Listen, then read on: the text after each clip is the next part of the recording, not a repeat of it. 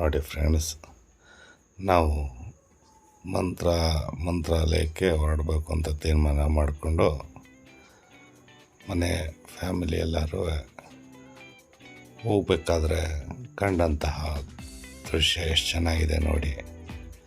ನಾವು ಪಾಂಡವಪುರದಿಂದ ಬೆಳಗ್ಗೆ 8:30 ಹೊರಟು ಸಾಯಂಕಾಲ ಹೆಚ್ಚು ಕಡಿಮೆ 5:30 ನಾವು ಮಂತ್ರಾಲಯ ತಲುಪಿದ್ವಿ. ಅದಕ್ಕಿಂತ ಮುಂಚೆ ನಾವು ರಸ್ತೆಯಿಂದ 150 ಕಿಲೋಮೀಟ್ರು ಆಜುಬಾಜಿನಲ್ಲಿ ಇರುವಂಥ ಪ್ಲೇಸನ್ನು ನೋಡಬೇಕು ಅಂತ ತೀರ್ಮಾನ ಮಾಡಿದ್ವಿ. ಆಗ ನಮಗೆ ಕಂಡಿದ್ದೆ ಚಿತ್ರದುರ್ಗ. ನೋಡಿ ಸ್ನೇಹಿತರೆ, ಎಷ್ಟು ರೋಡ್ ಬದಿಲಿ ಎಷ್ಟು ಲೊಕೇಶನ್ ಎಷ್ಟು ಚೆನ್ನಾಗಿ ಕಾಣಿಸ್ತಾ ಇದೆ ಅಂತ. ನಾವು ಈ ರೀತಿ ಪ್ಲ್ಯಾನ್ ಮಾಡ್ಕೊಂಡು ಹೋಗ್ತಾ ಇರಬೇಕಾದ್ರೆ ನಾವು ಭಾರತದ ಭೂಪಟವನ್ನೇ ಹೋಲುವಂಥ ಒಂದು ಡ್ಯಾಮ್ಗೆ ಹೋಗ್ಬೇಕು ಅಂತ ಅನ್ನಿಸ್ತು. ಅಲ್ಲಿ ತೀರ್ಮಾನ ಮಾಡ್ಕೊಂಡು ಹೊರಟ್ವಿ. ಅಲ್ಲಿ ಮೊದಲು ನೋಡಿ ಇದೆ ಮಾರಿ ಕಣಿವೆ ದೇವಸ್ಥಾನ. ಅದೇ ಹೇಳಿದ್ನಲ್ಲ, ಭಾರತದ ಭೂಪಟವನ್ನೇ ಹೋಲುವಂತಹ ಒಂದು ಡ್ಯಾಮ್ ಇದು. ರಮಣೀಯ ದೃಶ್ಯ ನೀವೇ ನೋಡ್ಬೋದು ಕಣ್ಣಾರೆ. ಅದು ನನ್ನ ಕೈನಲ್ಲಿ ಎಷ್ಟು ಸಾಧ್ಯವಾಗುತ್ತೋ ಅಷ್ಟನ್ನು ಬಿಡಿಯಾಗಿ ನಿಮಗೆ ತೋರಿಸೋದಕ್ಕೆ ನಾನು ಪ್ರಯತ್ನ ಪಡ್ತೀನಿ.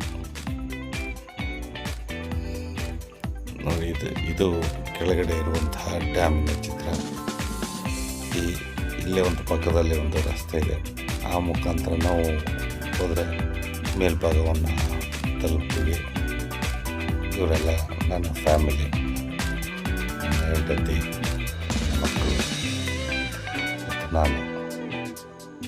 ನೋಡಿ, ಇದು ಡ್ಯಾಮಿನ ಕೆಳಗೆ ಇರುವಂತಹ ದೃಶ್ಯ. ಇದು ಮೇಲೆ ಹತ್ತಬೇಕಾದರೆ ಆ ರಸ್ತೆ ಇಕ್ಕೆಲೆಗಳಲ್ಲಿ ಇರುವಂತಹ ಕಾಡಿನ ವಿಹಂಗಮ ನೋಟ. ಇದೇ ಆ ಡ್ಯಾಮು.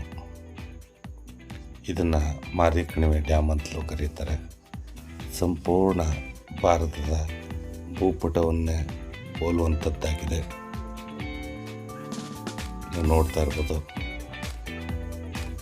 ಹೇಗೆ ಕಾಣಿಸ್ತಾ ಇದೆ ಅಂತ.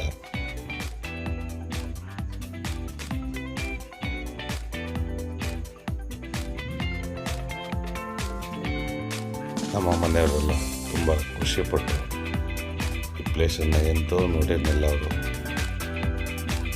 ನಾವು ಮಂತ್ರಾಲಯ ಹೋಗ್ಬೇಕು ಅಂತ ಅಂದರೆ ಇದನ್ನು ನೋಡ್ಕೊಂಡೇ ಹೋಗ್ಬೇಕು ಅಂತ ಅಂದ್ಬಿಟ್ಟು ಆ ಕ್ಷಣದಲ್ಲಿ ತೀರ್ಮಾನ ಆಗಿತ್ತು. ನೋಡೋದಕ್ಕೆ ತುಂಬ ಚೆನ್ನಾಗಿದೆ. ಪ್ರತಿಯೊಬ್ಬರು ನೋಡಲೇಬೇಕಾದಂತಹ ಸ್ಥಳ. ನೀವು ಮೈಸೂರಿಂದ ಮಂತ್ರಾಲಯಕ್ಕೆ ಹೊರಡೋರಾಗಿದ್ದರೆ ನೀವು ಈ ಪ್ಲೇಸ್ಗೆ ಹೋಗ್ಬೋದು. ತುಂಬ ಚೆನ್ನಾಗಿದೆ.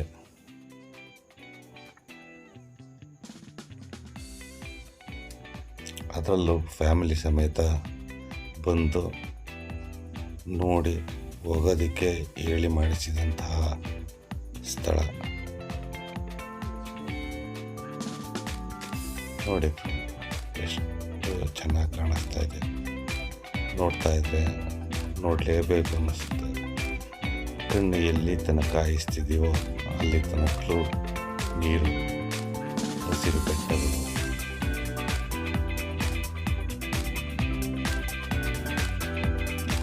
ಇಲ್ಲಿ ಒಂದು ಕಾಲ ಕಳೆಯದೆ ಒಂಥರ ಮಜಾ ಅನಿಸುತ್ತೆ.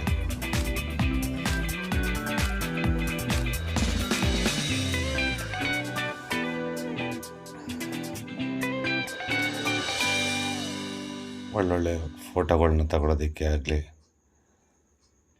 ಒಂದು ತಣ್ಣನೆ ಗಾಳಿಯ ಅನುಭವ ಪಡೆಯೋದಕ್ಕೆ ಆಗಲಿ ಒಂದು ಹೇಳಿ ಮಾಡಿಸಿದಂತಹ ಜಾಗ.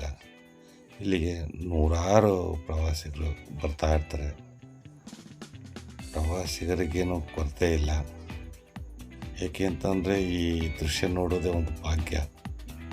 ಇದು ನಮ್ಮ ಕರ್ನಾಟಕದಲ್ಲಿ ಇರುವಂಥದ್ದು ನಮ್ಮ ಪುಣ್ಯವೇ ಸರಿ.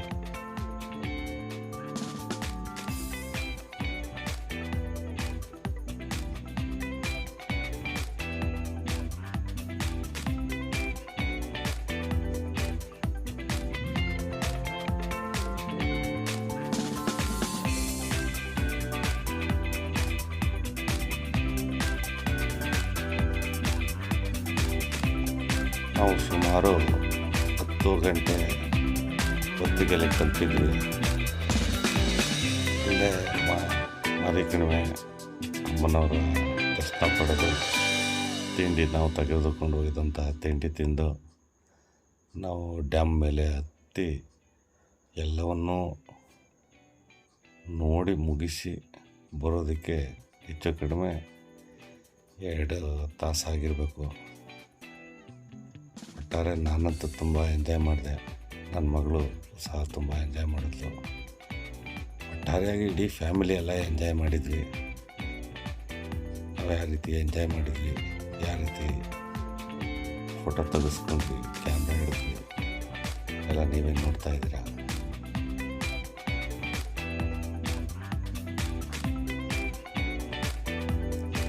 ಇಂಥ ಬರ ಬಿಸಿಲು ಪ್ರದೇಶದಲ್ಲಿ ಮಾನಸರು ವಿಶ್ವೇಶ್ವರಯ್ಯನವರು ವಾಣಿವಿಲಾಸ ಡ್ಯಾಮನ್ನು ಕಟ್ಟಿರೋದು ಇತಿಹಾಸ.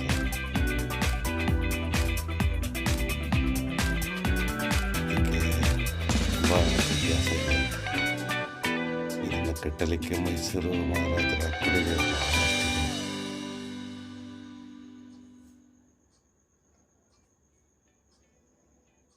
ಇದನ್ನು ಬಾಯಿನಲ್ಲಿ ಹೇಳಿದ್ರೆ ಸಾಲದು, ನೀವು ಒಂದು ಸಲ ಭೇಟಿ ಮಾಡಿ ನೋಡಿ ಕಣ್ಣು ತುಂಬಿಕೊಳ್ಳಿ. ಇದು ಡ್ಯಾಮು, ನನ್ನ ಹಿಂದೆ ಕಾಣ್ತಾ ಇರುವಂಥದ್ದೇ ಡ್ಯಾಮು. ಈಗ ನಾವು ಮಂತ್ರಾಲಯ ಹೊರಟ್ವಿ.